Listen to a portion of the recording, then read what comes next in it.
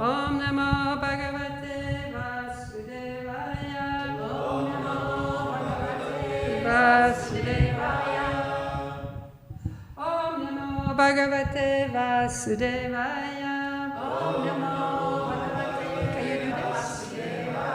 Because it's coming loose, but I don't know which way to turn it, so.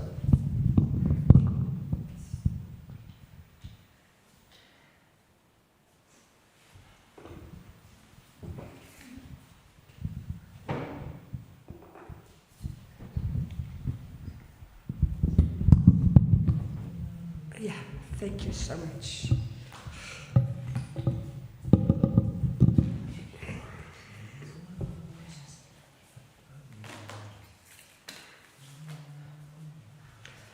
Okay, I need to adjust. I have new glasses, and they're for nearby, but now my computer is no longer nearby. What can I do? Okay. So, welcome. We're reading from Srimad Bhagavatam, 10th canto, 88th chapter, verses 27 till 30. And verse 27 is on the board.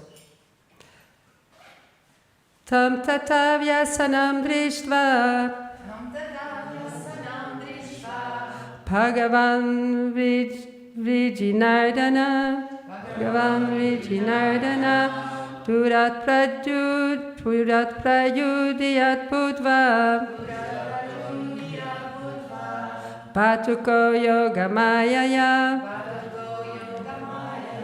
Sorry, Srimad Bhagavatam tunes just went straight out of my head. Can you sing it, Prabhu? Tam tata vyasanam drisva Tam tata vyasanam drisva Bhagavan Vijinardana Durat pratyudiyat budva Patuko yogamayaya.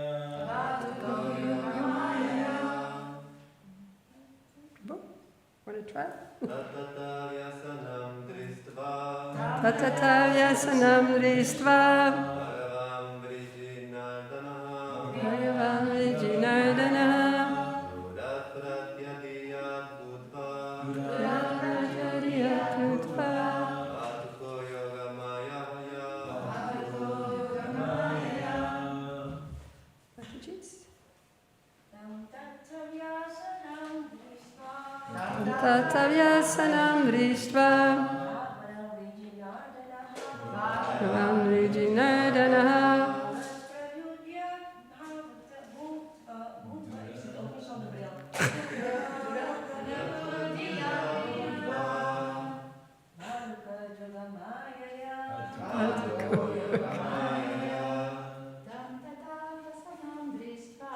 Tam tatavyasanam drisva Bhagavan Vijinardana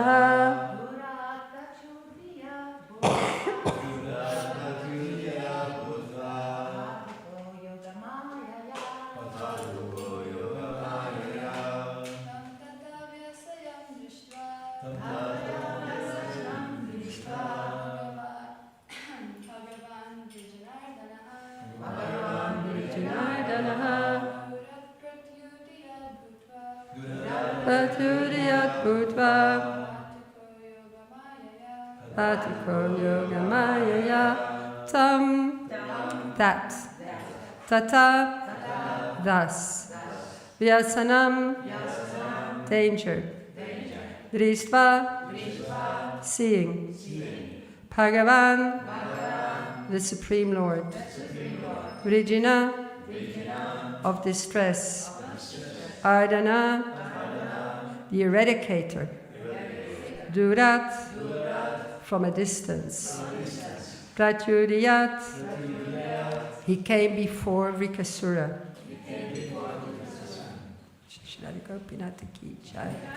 Budva, becoming. Bhatuka, a young Brahmana student. Yogamaya, by the mystic power of his internal energy. So these were 2 verses together, so I'll read the rest of the word for word as well. Mekala, with a student's belt. Ajina, deerskin. Danda, rod. Akshay, and prayer beads. Tejasa, by his effulgence. Agni Eva, like fire. Shivalan, glowing. Abhivadayam Asa, he respectfully greeted. Cha, and. Tam, him. Kushapani, with kusha grass in his hands. Vinitavat, in a humble manner. Translation and purport by the disciples of His Divine Grace A.C. Bhaktivedanta Swami Srila Prabhupada Ki Jai. So there I will at the same time read some of the commentaries of Jiva Goswami and or Vishwanath Chakravarti Thakur. So we read them all. Translation. The Supreme Lord, who relieves his devotees' distress, had seen from afar that Lord Shiva was in danger. Thus, by his mystic Yoga Maya potency, he assumed the form of a brahmachari student with the appropriate belt, deerskin, rod, and prayer beads, and came before Rikasura. The Lord's effulgence glowed brilliantly like fire. Holding kusha grass in his hand, he humbly greeted the demon. Purport. Srila Vishwanatha Chakravarti quotes the distinguished Lord Narayan as saying, "For us seers of the absolute truth, all created beings are worthy of respect. And since you are the son of Shakuni, a wise man and performer of great austerities, you certainly deserve the respectful greeting of a young brahmachari like myself." And Jiva Goswami's commentary is, "The Lord who knew the whole affair, who possessed powers, Bhagavan, and who relieved Shiva and others from suffering, Vijinardana, saw Shiva in danger or full of anger, Yasanam, from far off, from Vaikuntha. He appeared in the form of in front of Rika as a brahmachari by his special bhakti with beads. This was part of the dress of a brahmachari. He did this to gain the affection and respect of Rika. He shone like fire. This indicates his overpowering intelligence. This would also arouse respect in Rika. He greeted Rika with blessings, introducing himself to him. He greeted him as if humble, but actually it was not so. So we're going to see there's some manipulation going on here. We're not supposed to be duplicitous, but the Supreme Lord can be. Verse 29. The Supreme Lord said, "My dear son of Shakuni, you appear tired.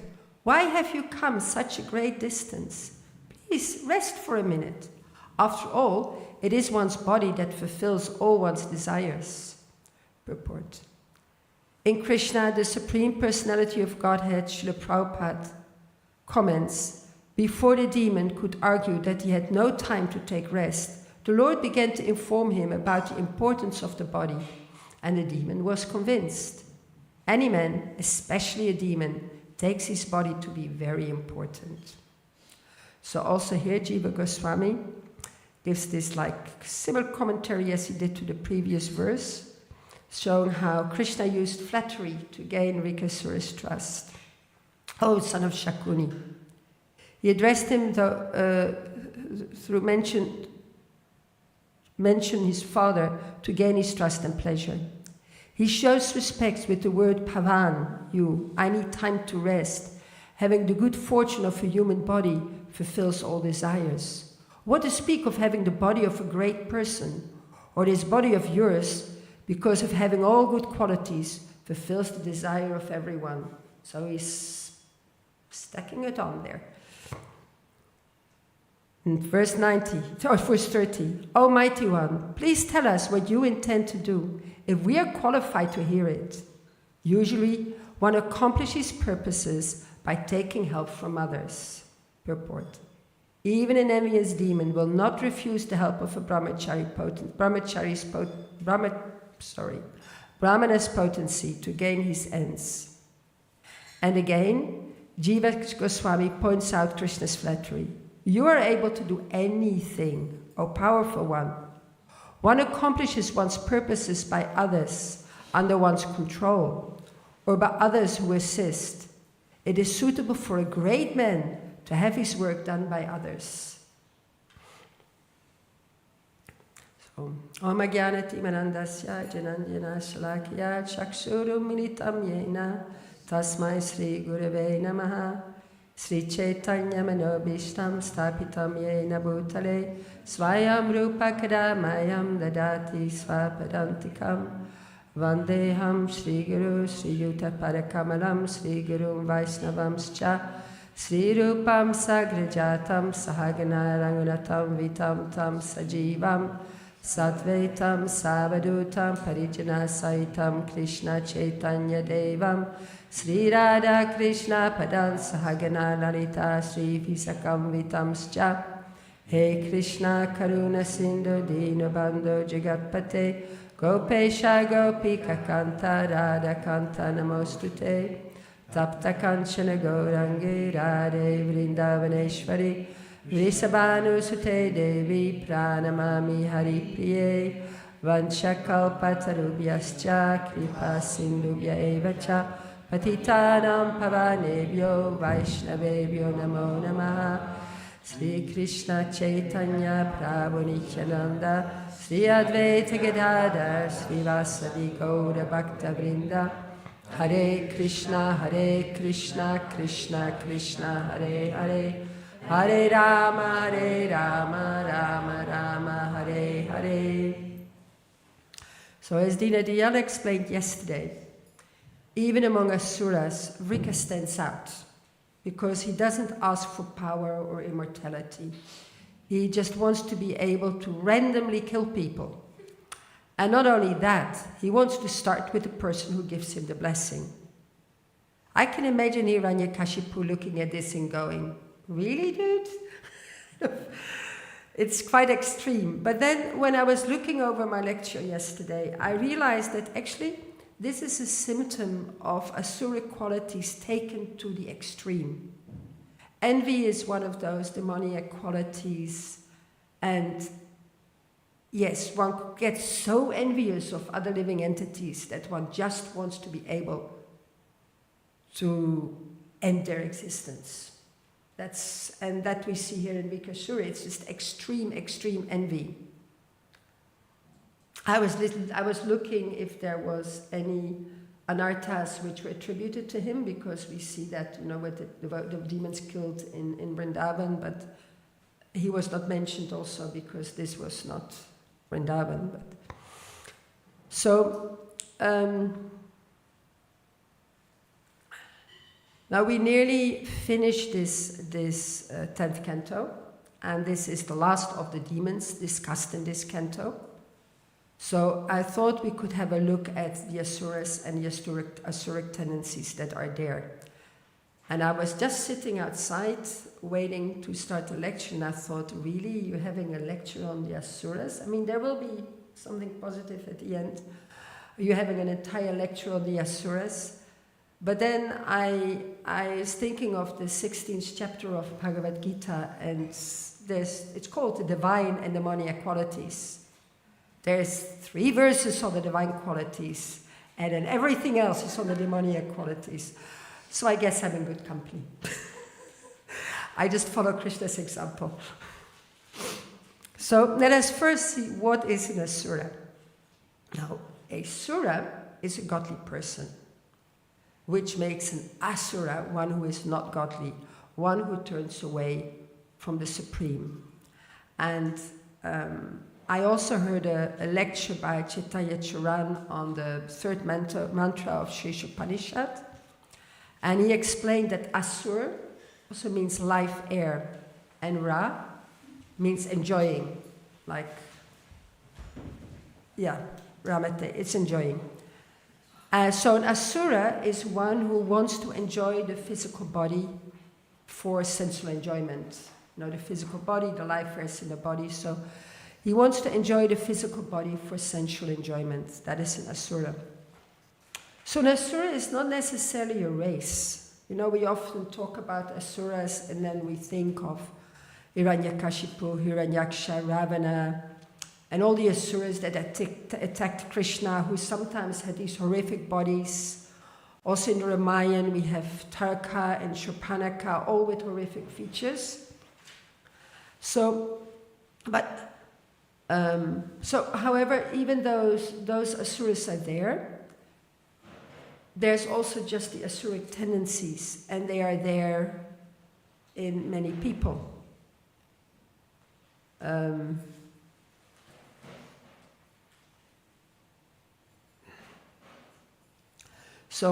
without them being born in a family of asuras. Therefore, Bhagavad Gita describes these qualities in detail. So we can have a look at ourselves and see which of these qualities we still harbor. Preparing for this lecture was definitely good for me because it made me reflect on all those qualities that are still there in me. And in Satya Yuga, the asuras lived on different planets.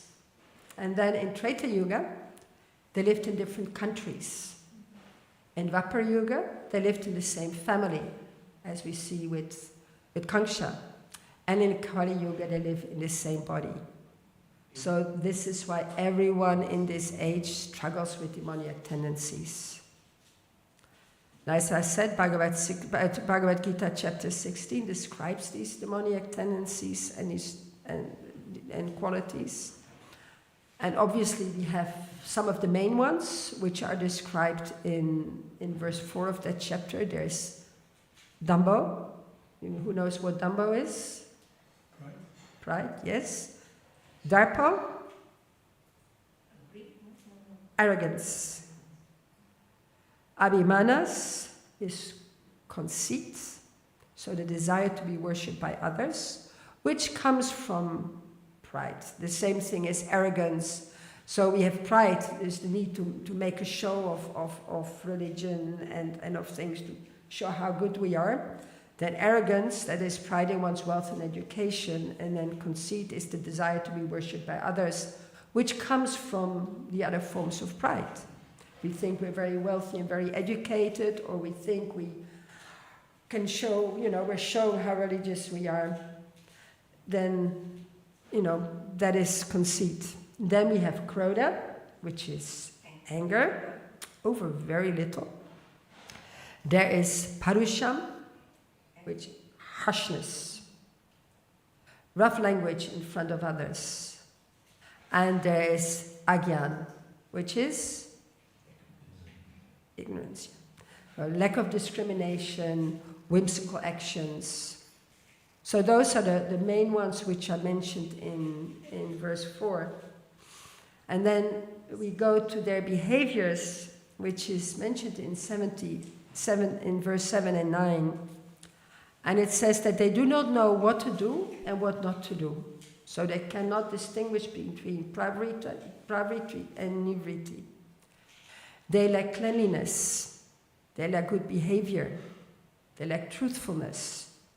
They think this world is unreal, has no foundation, and there is no God in control. They say it is produced by sex desire and has no other cause than lust. And then verses 13 to 15, it gives a glimpse in the mind of an asura. The demoniac person thinks, so much wealth do I have today, and I will gain more according to my schemes. So much is mine now, and it will increase in the future. More and more. He is my enemy, and I have killed him, and my other enemies will also be killed. I am the Lord of everything. I am the enjoyer. I am perfect, powerful, and happy. I am the richest man, surrounded by aristocratic relatives. There is none so powerful and happy as I am, and I shall perform sacrifices. I shall give some charity, and thus I shall rejoice. In this way, such persons are deluded by ignorance. Now I'm reading this, and I think, what is the most distinguishable feature in these thoughts? Anybody pick up on that? Yes, I. And I'm thinking, how many times do we talk like that?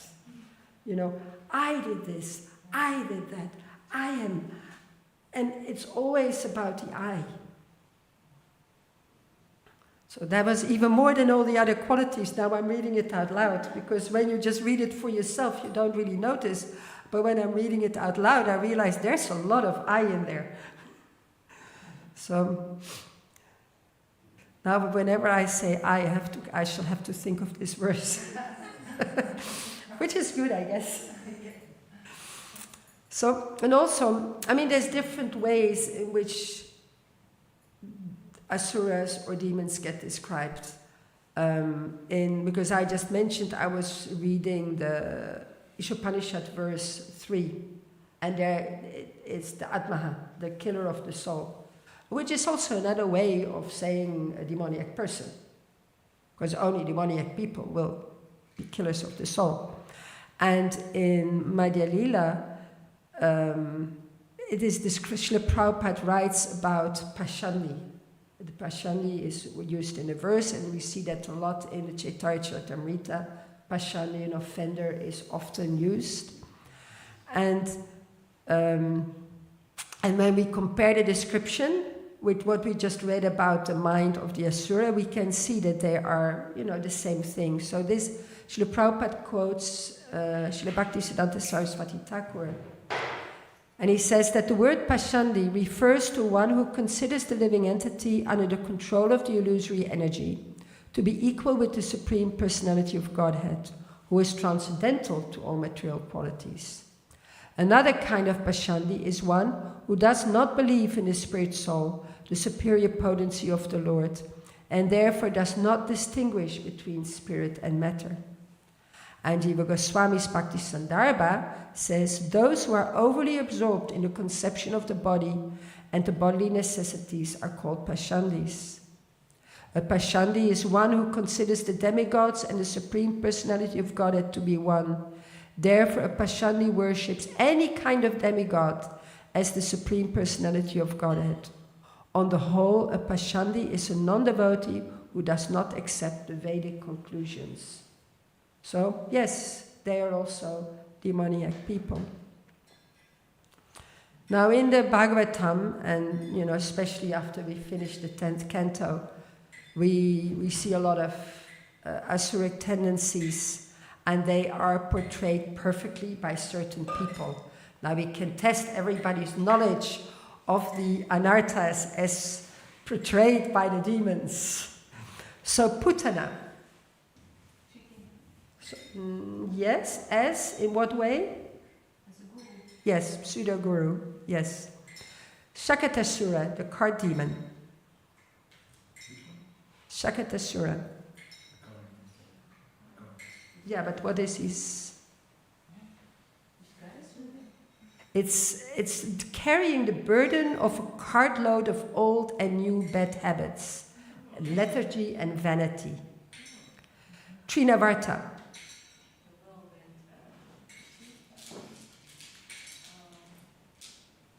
False pride, yeah, that comes from material scholarship, so especially bogus philosophies.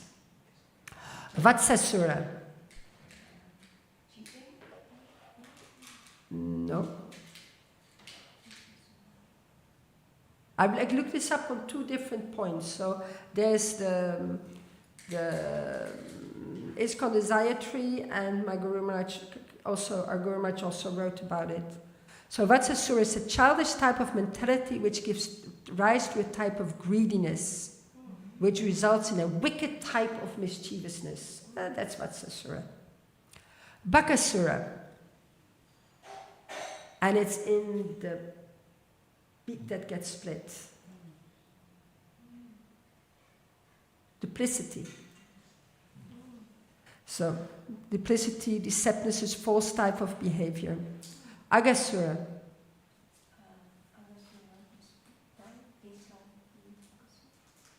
Cruelty. Cruelty and violence. Coming from anger. Dhenukasura. Gross materialistic intelligence, ignorance of spiritual knowledge. Kaliya. Brutality and treachery. Pralambasura, lust, a desire for personal gain and honor.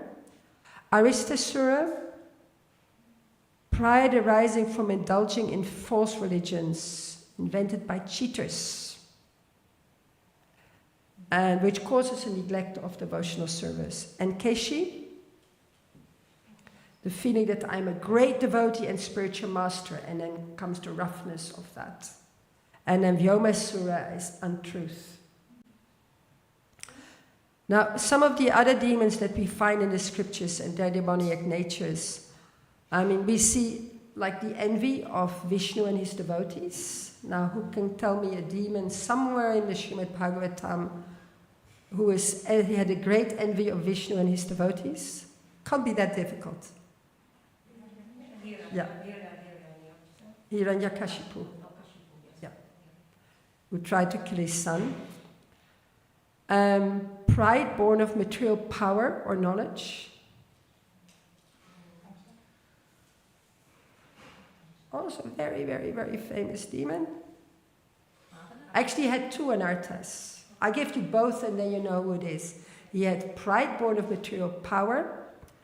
And he was also extremely lusty after women. Yes. So he thought because Ravana, like Hiranyakashipu, he also had a boon, and he thought he could conquer death and defy Ram. Now, as I said, he's not so different from Hiranyakashipu. He also performed austerities. He stood on one leg for 10,000 years, and every 1,000 years he offered one of his 10 heads into the fire. So he's also not that different from Rikasura, because Rikasura decided to chop off his head at the end. So when Ravan reached his last head, then Brahma came. So he asked for the boon not to be killed by the gods, demons, celestial beings, serpents, yakshas, or rakshasas. So he wasn't bothered with men or beasts, because he didn't consider them powerful enough. And that was his problem. And then, then Ravan had this other problem, which ultimately caused his downfall more than everything else, because it was his lust. So he assaulted the Apsara Ramba, and as a result, her husband, who was Nalakuvara, never knew that. I only figured that out now as doing this class. Her husband, Nalakuvara, cursed him that he would immediately fall down dead if he would ever force himself on another woman. I thought the curse came from the woman herself, but it was actually her husband who cursed him. He also got cursed by Bhagavati, who got assaulted by him and then told him that she would be the cause of, or that he would be the cause of his own death. So that didn't end well. So then there was his cruelty and violence towards others. Now we mentioned Agasura, but there's another demoniac person in Krishna's pastimes who was very cruel and violent towards others. We mentioned him, yeah, but there's another one, also very, very famous.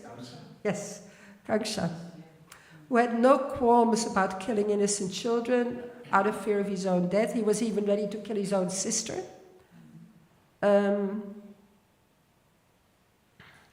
And then there's attachment. Now these are more demoniac qualities and not actual demons. So attachment to wealth and women, also in Krishna's pastimes. Yeah. And then blasphemy of saints and scriptures. Shishupal. I mean, he in that, he kind of in Krishna in that sense. So he insulted Lord Krishna during the Rajasuya sacrifice. And we also see this trait represented in CC by which notorious person? Yeah? Ramachandra Puri. And what did Ramachandra Puri do?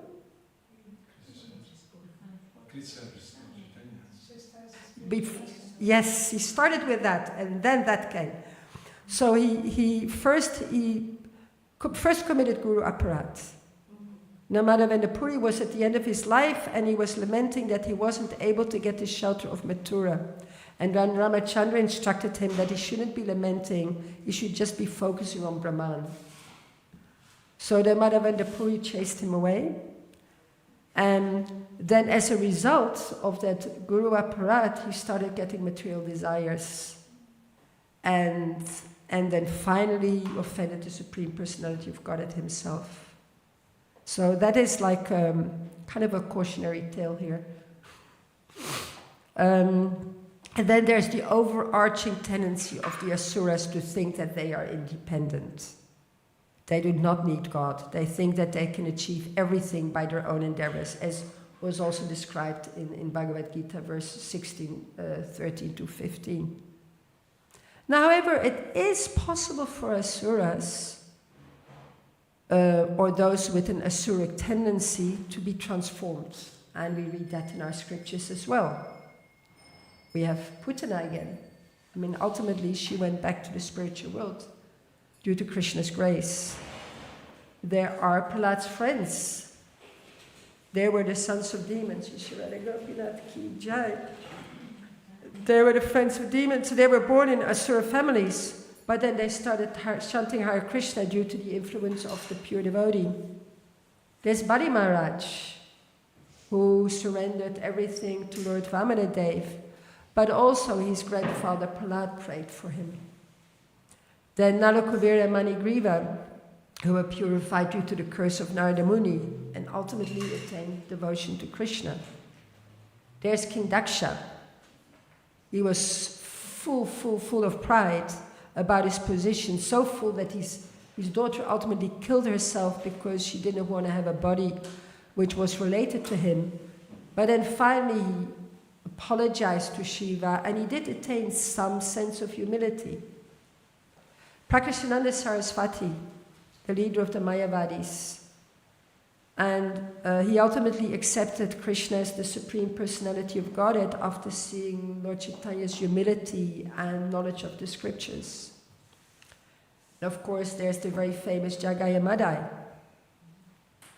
There's Amoga, Sarvabhauma Bhattacharya's son-in-law, who blasphemed Lord Chaitanya and as a result contracted cholera. But then Lord Chaitanya saved him, not because of his own doing, but because he was related to Sarvabhauma Bhattacharya. And then Amoga became a pure devotee. And finally we have Dhritarashtra. Although he didn't attain actual pure devotion, because he couldn't give up his negative attitude to the Pandavas, but he did get purified by the association of Vidura. So the overarching theme here is devotees, how devotees are instrumental. So we should be extremely careful how we relate to the devotees, because offending them can cause our downfall, but also their mercy can help us overcome whatever demonic tendency we're trying to overcome. So we always need the mercy of the devotees. I remember Kanchanavali saying one time, you always have to be nice to devotees, because they might be the ones at your deathbed. So even if it's not at that time, I think we need the mercy before that time, but it is an interesting sentiment.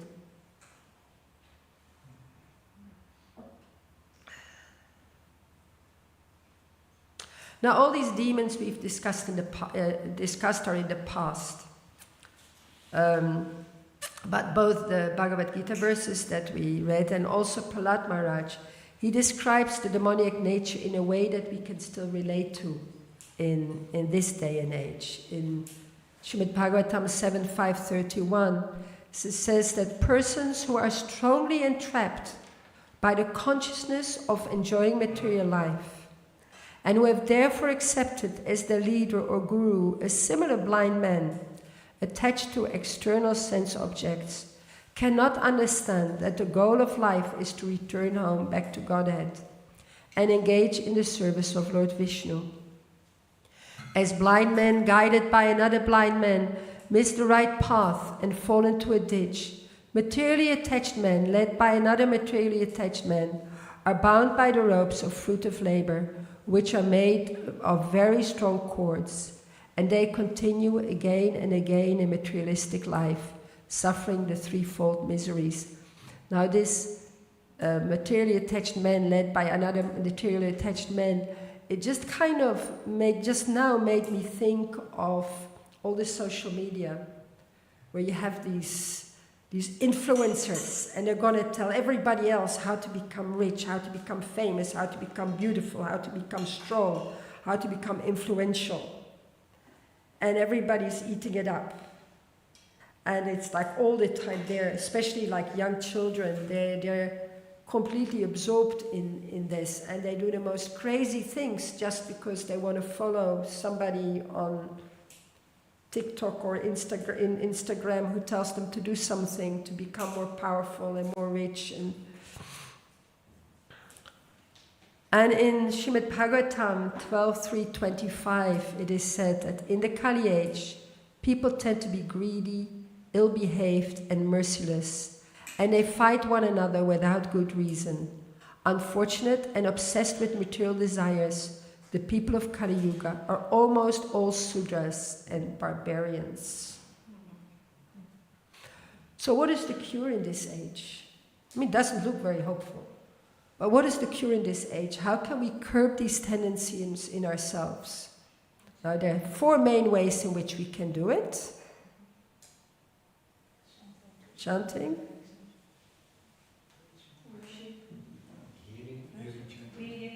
Hearing scriptures or reading scriptures, yes. Association, and one more thing? Seva, yes. So chanting, association, hearing, and seva.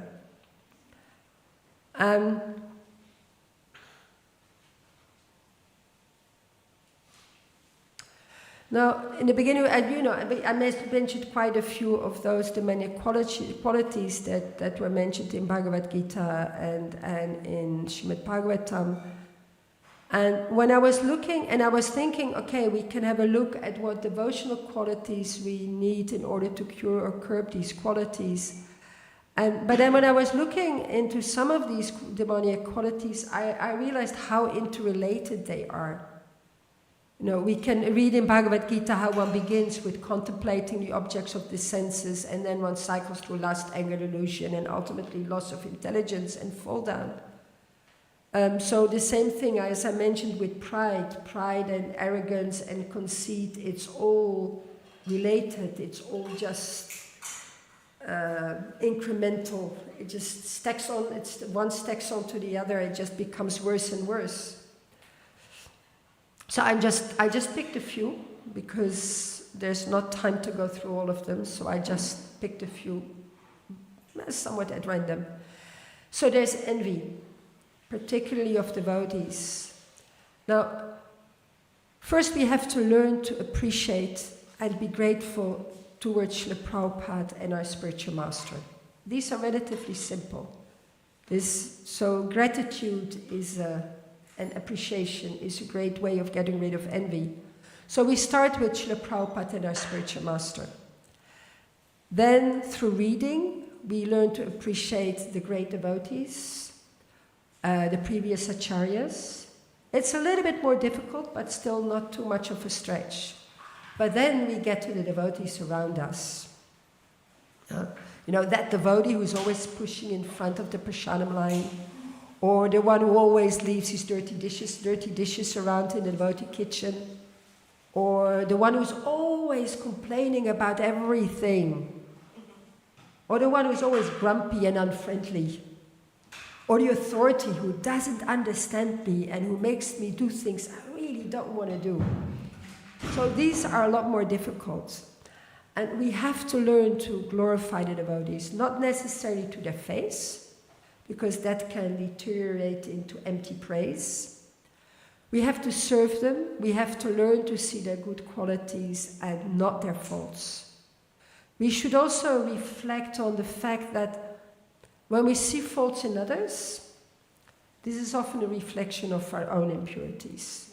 So instead of correcting others, we can work on ourselves.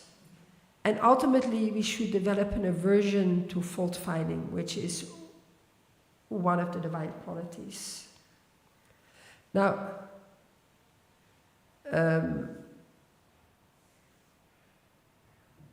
so fault-finding is a part of envy. You know, as I said, we see all the negatives in others. Now, if we take that to the extreme, this fault-finding, we end up with blasphemy. Now, what is blasphemy? Because we often kind of take that, don't blaspheme, but blasphemy is different from fault-finding. Fault-finding is just kind of, you don't like a certain quality, and you just kind of go, this is really frustrating, but blasphemy, it's a very conscious effort. The difference between fault-finding and blasphemy is that the first can be a reaction to a situation, to something that upsets us. Blasphemy is a lot bigger than that. It's a campaign. I tell everyone I meet that this person is blah, blah, blah, and doing blah, blah, blah. And I make sure that everyone knows about it. I might even go on social media and let everyone know about this person. So once we reach this point, we will cause irreparable damage to our Krishna consciousness. At least for this lifetime. That's why Ramachandra Puri. So we have to catch us when we're still on the level of fault-finding. Once we reach blasphemy, and I've seen people being blasphemed on Facebook. You just want to stop going on Facebook. Then there's pride. The one that is always just around the corner. At least that's how I see it. So humility is the cure, but humility is not easy. We can talk humbly, we can act humbly, but still be completely under the spell of pride. At the same time, humility is one of those essential qualities of a devotee. Now, this is my personal experience, so please challenge me if you don't agree. I feel that humility becomes easier when I can feel some basic gratitude. So we just discussed gratitude. If I can feel that basic gratitude, when I can realize how fortunate I am, that I can serve the Lord, that I can be in the association of devotees, that I'm even allowed to perform devotional service, which is the only way to ultimately buy Krishna. When I realize all that, then I can maybe experience a little bit of humility. So we have to realize that any ability that we possess in Krishna's service can be taken away at a moment's notice if we forget to use it in his service. And that would still be his mercy. The worst case scenario is that he allows us to keep that ability, but also allows it to take us away from him. And we've seen this in Krishna consciousness. Devotees who were so powerful in spreading Srila Prabhupada's mission in the early years, but then got overtaken by pride and ultimately couldn't stay in the movement. And we still can see this around us. So humility means that we realize that everything we have is there by the mercy of the Lord and the devotees. Humility doesn't mean that we keep saying that we're more fallen than everyone else.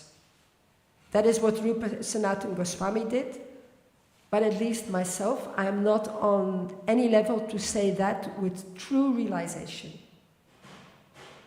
But if I can realize that I do have certain qualities, but they are there by the mercy of the Lord and the devotees and are meant to be used in His service, then I have no reason to be proud or entitled to anything. Now, gratitude also helps us overcome the obvious ingratitude. And so when people become devotees, they are so happy and grateful. You know, remember when you became a devotee, at least for myself?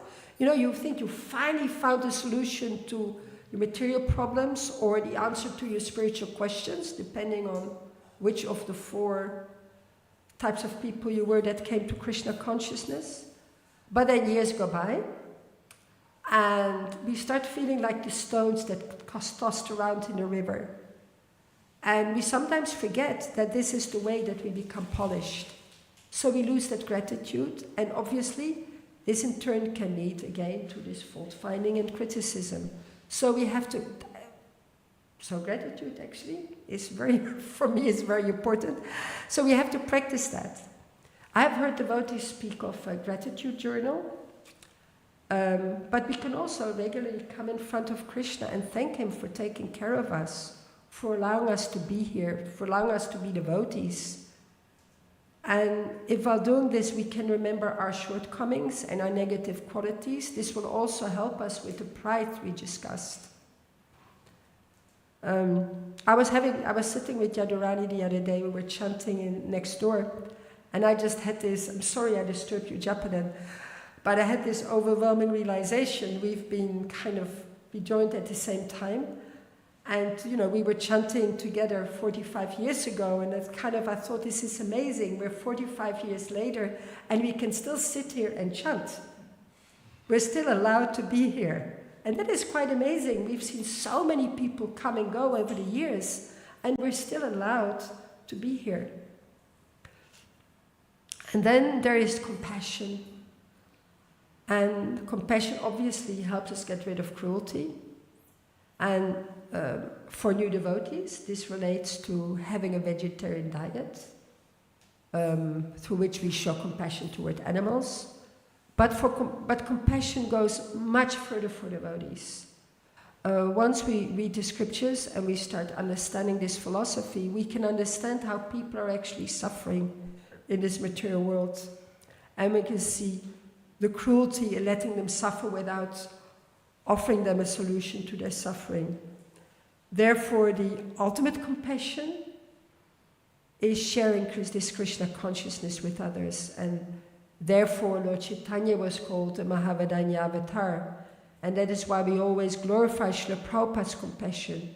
So, because that is, we want to follow in his footsteps. That is the compassion we have to develop. That is the compassion which is needed also to grow this movement and to attract more people to Radhadesh. And I'm very aware, and many of us are aware how, you know, we desperately need devotees. So it's very easy to start preaching because we want devotees to come to the movement, because, you know, we need pot washers, we need pujaris, we need cleaners, we need so many things. We're all becoming older. But then I realized that if we have the true compassion for people, then they will come by themselves. If we can show that compassion, if we can show that compassion to people that come here and visit us, you know, even if they're just on a holiday, if they recognize that compassion in us, then they will come back, and ultimately people will come here because there's no compassion out there. So we have to be that place where people can find their shelter. So I want to stop here. Any questions, comments, corrections? If so, can somebody get the microphone?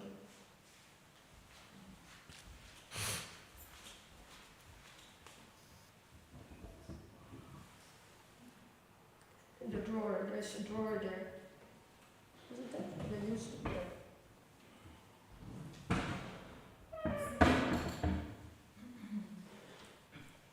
The bottom? Yeah.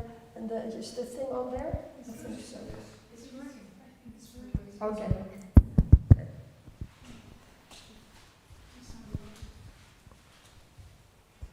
Radharani.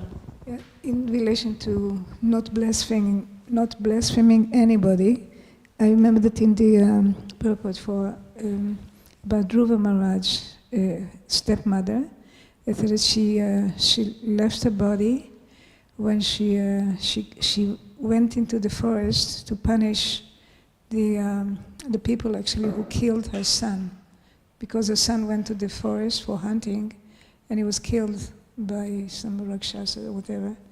And then she was so angry, so then she went herself into the forest, and there was a forest fire, and she got devoured by this forest fire.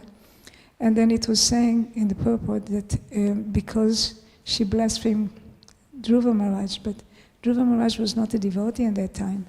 But they said because in the future he's going to be a devotee, so that's why. So that was actually quite interesting, because it means everybody. We cannot really, we cannot take the risk of blaspheming anybody. Anybody can become a devotee in any stage, you know. So this was quite interesting. That's why that compassion for everyone is so needed, because if we have compassion with everyone, then as a result we will not criticize or blaspheme anyone. Yeah. It's a good calculation. Because we can be, you know, we can be compassionate when we see people's mistakes, and then we realize why they, you know, we realize why they make the mistakes, and have then compassion, try and help them.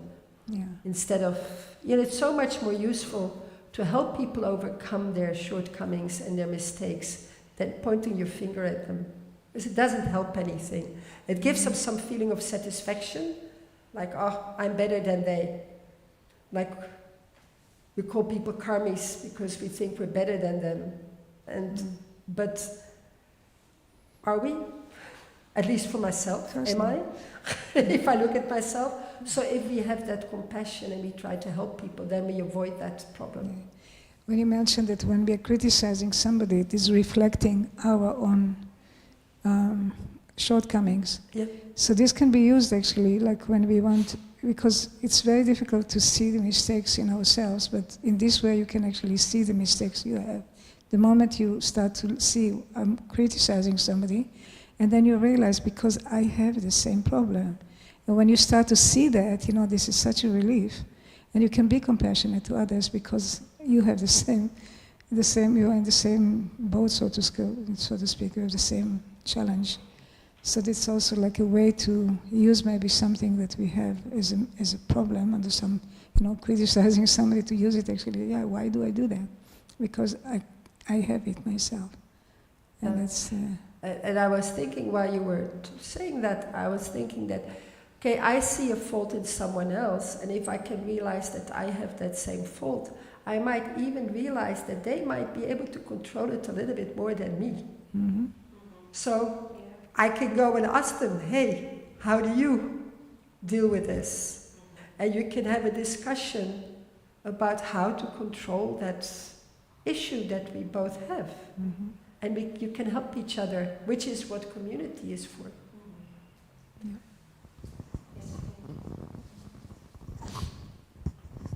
Thank you for your wonderful class, Bhagavati, Mataji. I was thinking about the divine and the demonic qualities, and demons, they have the demonic qualities, but what I would like to mention is, but somehow or other, demons also can have godly qualities. And I'll give the example of Hiranyakashipu.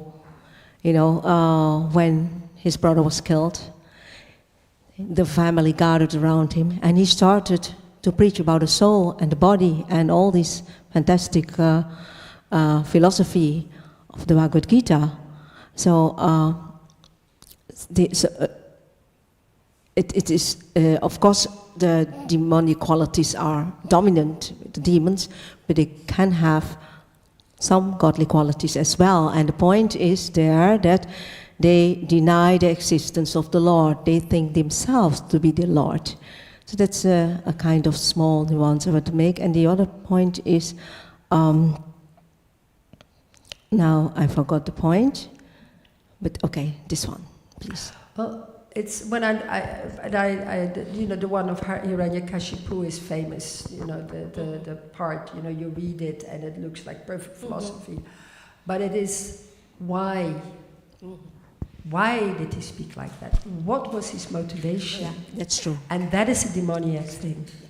Is the motivation behind it.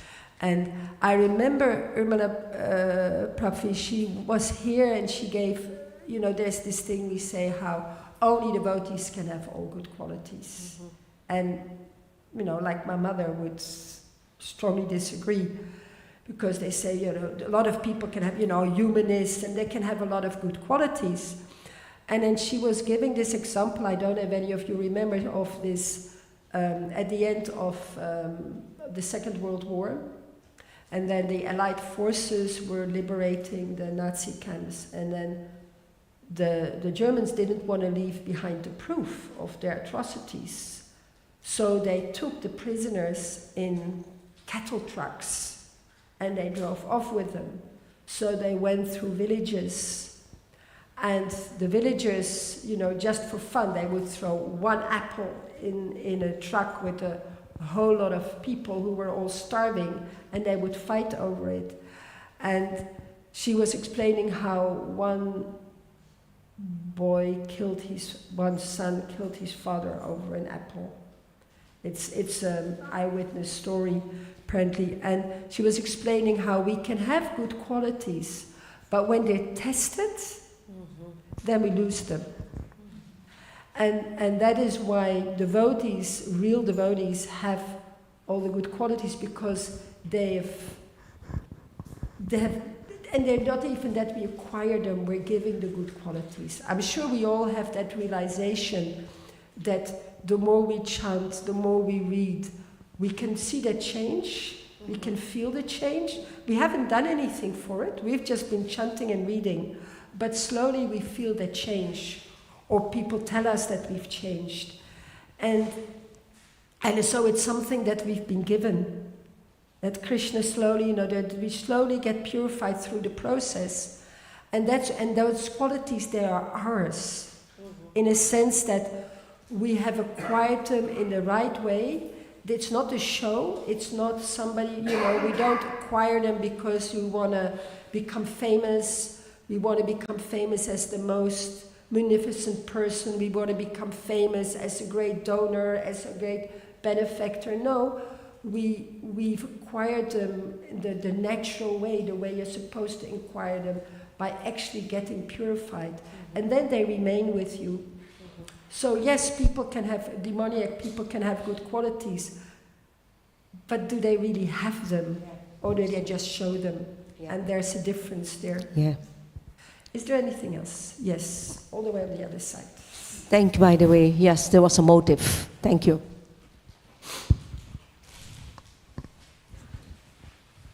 Didi came all the way up from the kitchen. When you came in, I realized you must have a question. No, I came to hear the class. But you spaced up the kitchen, so it's going to be based on your lecture. I heard the lecture down there, so the spices are coming from your lecture. Joking. I would have even a few questions, but very short. I had my personal experience, maybe even 15 years ago. I would notice that some of senior Vaishnavas in our community here, amazing person, are performing and acting in a way they shouldn't. And then it comes down, it's very practical. I approach senior Vaishnavas and ask them, look, this is not going to be beneficial, neither for that person, neither for the community. And they didn't dare to act. Or they didn't want to act. It was just taken very mildly. And I see down the road, number of years later, it didn't help that person. And it would be, as you said, attitude. If we have good attitude, if we want to really support and serve each other, assist, there should happen that those who are peers assisting each other. But I repeatedly experienced that in our small community here, but also in ISKCON Europe and worldwide, where I was interacting with Vaishnavas. So that's kind of, for me personally, very evident, deep issue, because we don't have proper attitude. How do we assist each other? If I care for you, I will tell you, look. And that's kind of, I'm questioning myself, are we impersonalists because we just don't want to kind of confront anyone with anything? So that's kind of always dilemma I'm having. So maybe you have some insights on that one. I think it's part of the immaturity of ISKCON. I remember when with a movement, how long does the movement exist? So it is 60 years. So it's a little bit of immaturity still. We're still children, in a sense. And this is the first, the senior devotees are often Prabhupada disciples. So this is the first generation that is facing that issue. Their spiritual master isn't there. They don't have a spiritual master who is going to correct them. And it's I think there is a general fear, because we always talk about fault finding and blasphemy. That's why I made this clear difference between fault finding and blasphemy. They're different. And we're very afraid of committing offenses and destroying our spiritual life. So there's a lot of fear there of if I do something, I might destroy my spiritual life. But then we destroy somebody else's spiritual life. So yes, I think that with the right attitude, if I have the right attitude, and it has to be a peer or somebody junior to me, it can never be a superior. If I have the right attitude, then I can say, well, even if it damages my spiritual life, I am serving this person by telling this person something. And with that attitude, Krishna will see that attitude, and we actually will not damage our spiritual life. But there's that fear. And we have to overcome that fear. I often tell the people that when I was a very new devotee, an even newer devotee said to me, Prabhuji, you're not chanting the whole mantra. And it stuck with me. And there was no thought behind it. It was just kind of an off-the-cuff remark. But it stayed with me. And until today, I constantly hear that voice go, you don't chant the whole mantra. And until today, this sticks with me. Now, this is 45 years that I'm checking my mantra because somebody 45 years ago told me, you're not chanting the whole mantra. And then last year I did it to someone else, and I was very nervous about it. And it worked out. And we actually have a better relationship. So we have to overcome that fear. Where is that coming from? Fear. Where is that coming? That's if I care for you. Partially from committing offenses, and partially because of our own ego. Because we don't want that person to go, who do you think you are? And so it's both, I think. And I think it's just immaturity of the movement. There should be a system in place. There should be a proper way of dealing with these, especially with senior devotees. And we've lost too many of them because of that. So it's definitely an issue. And I find it, the more I become a senior devotee in Radhadesh, the less there are senior devotees correcting me.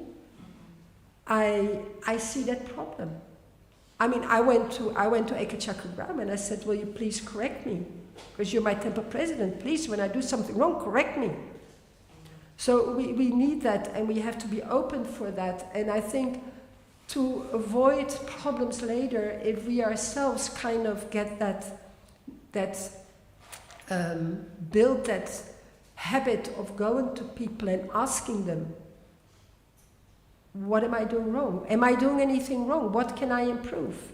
We should be able to go to people, and if we all create that habit of going to people and say, I'm not a pure devotee, I must be doing things that are wrong, please tell me.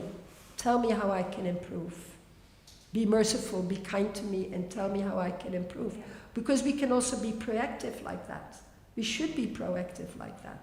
But again, we don't do it because of our own false ego. So it goes both ways. I have a lot of people who raised their hands, but because you had another question. Yeah, thank you. I will stop here. I don't want to be criticized by others, by the way. But is that okay, Prabhu? It's very okay. You are expecting that. Hare Krishna. I commit so many offenses that I'm kind of learning how to work around that in some way. I guess the question is of our attitude. Are we looking to nourish ourselves by finding the faults, or we are really looking to assist, lovingly support others? I guess that's the key. It's coming from us. It's my reflection. Yeah. What do I want? So if we say something in a humble way and say, I'm really sorry, Prabhu or Prabhuvi, I know I'm not really qualified to say anything, but I noticed this and I'm really worried that this is going to hurt you, and I appreciate you too much for this to allow this to happen. So if we have the right way of saying it, then, but again, only with peers or juniors. Yeah, I was thinking exactly the same. And so what you said, that is due to not wanting to make offenses. So I've been in ISKCON for a few decades, and I have observed that there is a tendency to sweep things under the carpet, under the excuse that I don't want to make offenses. But I bear to disagree that that's the only component. I think is also, I've seen it, and even outside organizations have a little bit the same problem, that it's not comfortable to face certain issues, so it's better to ignore it and pretend that nothing happens and everything. But I just disagree with the fact that the only motivation for not correcting a behavior that is harmful to the society and to themselves is not only the fear of committing offenses, because people who are into a managerial position, that's their dharma. Their dharma is to correct the person. So I think it's proper that if someone is observing something that is not beneficial to themselves and to the community, then they go to the authority, and the authority's dharma, because we talk a lot about varna, dharma and everything, so the authority's dharma is to correct a person's behavior. Like that, we don't need to go around saying things. But when you see a behavior that is harmful, and then your duty is to say something. But the problem here, what he mentioned, was that there are some people who don't have an authority anymore, in a sense. Who is your authority when you're a member of the GBC? Who is your authority? Who is your authority when you're a member of the GBC? Someone should be there. Someone should be there. Huh? Yeah, I know, but his Prabhupada is not going to personally come and chastise you. He used to, but he's no longer going to do that. So, and there's the problem. That is where the problem lies. If we have authorities, that's perfect. We can go through authorities, but at some point you can only go to peers and beg them, please, he's struggling, help him. But because, yes, the authorities should do that. They have their dharma, but there are people, they don't have authorities anymore. And, and some of us are, our authorities are junior devotees to us. So they are also reluctant to say something, because they don't feel, they're humble, so they don't feel qualified to do that. So it's a problem. That's why I think that sometimes humility is misunderstood, because humility means acting in the right way. Because Prabhupada, he created this system of GBC, which means if one member is not acting properly, then there is a system. It's not like, I'm in GBC, no one can tell me anything. You know what I mean? So sometimes I have the impression that humility and fault finding and all that it has a very sentimental connotation. That's true. The reality will be like, okay, so I'm an authority, I'm here because Prabhupada created this system, and I need to correct this person. No, that is right. And that is ultimately humility. Humility is being able to kind of forget as I just also mentioned, we forget that maybe we are getting a reaction for saying something. We want to help somebody. That compassion should be there, and I think maybe compassion is the most important factor. Is that if we're really compassionate with our God brothers and God sisters, with everybody else, then we will go to somebody. We do it out of compassion, and if that is there, then people won't get angry either. It will be easier. I know you have a question, but it's past 9. Affection is not love. Yeah, compassion. Yeah, affection. I don't have a question. If it's very short, because it's past 9, and Govinda Mohini is going to. I have to have compassion with Govinda Mohini. Thank you. Related to this, 2 things. I had the same problem, like fault finding, all these things when I was running Amsterdam Temple. People don't do this, don't do that, don't do that, blah blah blah. But 2 things helped me shortly. First is Prabhupada. Prabhupada himself. He wrote a letter. The lady was complaining, one of his disciples, complaining constantly, criticizing everybody. And she wrote a whole letter. And Prabhupada said, we come from different cultures. We have different karmas. We have different this and that. The only thing that can change the situation is you have to set the example. You have, and people will follow. That's one. And the other one is Radhanath Swami helped me also in this. Radhanath Swami often emphasized, we see so many faults in people, but please learn to focus on the positive in the person. Even if it's a small change, let that be the focus. See the person sweeping the floor. See the person washing the dishes. Focus on those things and not the faults. That's a nice one. Okay. Grantraj mit Parvatam ki jai, Shri Prabhupada ki jai. Hare Krishna, Krishna Krishna, Hare Hare, Hare Rama, Rama Rama, Hare Hare. Jai.